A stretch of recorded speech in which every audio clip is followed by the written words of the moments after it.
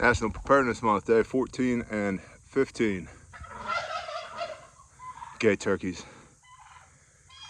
Day 14, the one everybody hates. Conditioning. We've talked previously about move.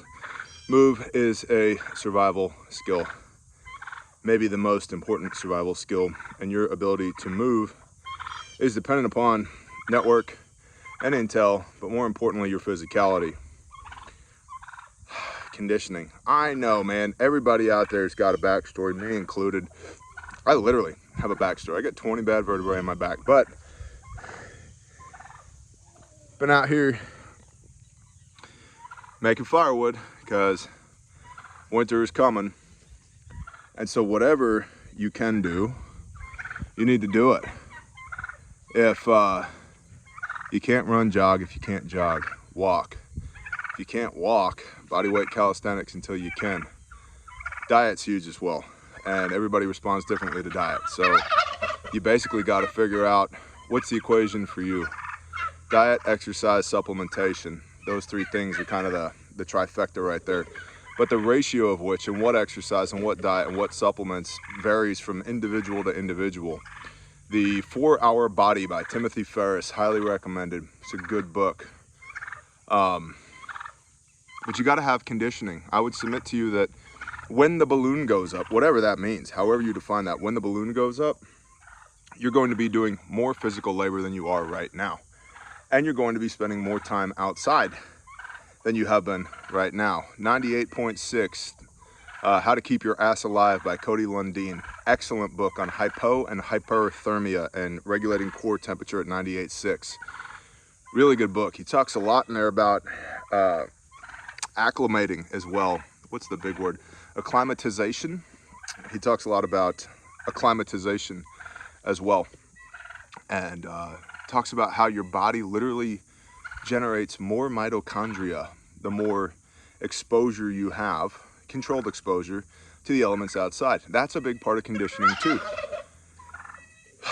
So context and dwell time, spend time outside doing PT, however you define that. Today my PT is splitting firewood by hand.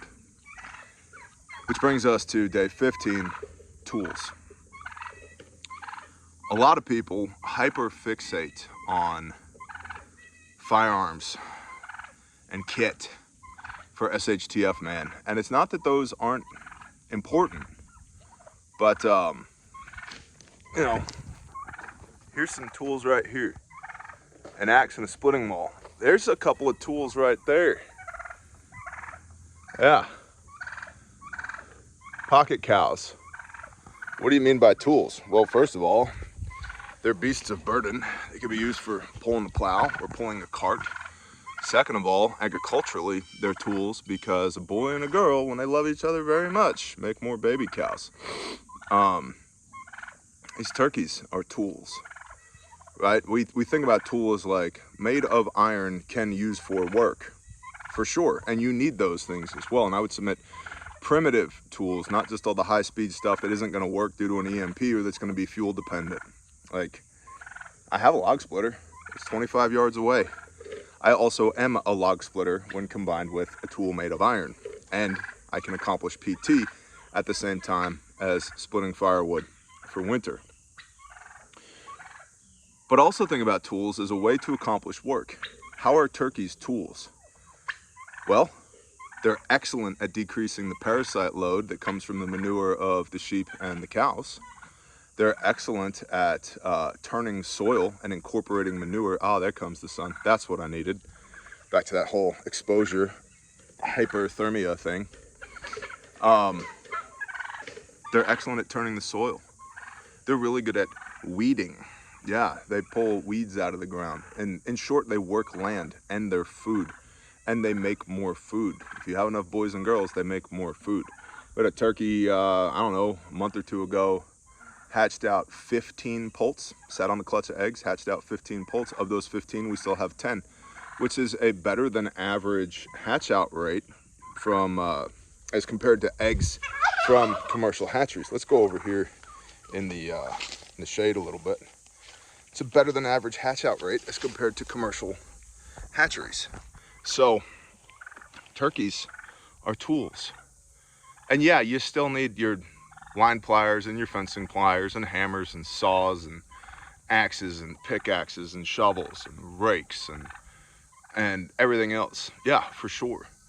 But a tool isn't just something that's made of iron. It isn't just my cool guy pistol that I have on me 24/7, 365. Although that qualifies too.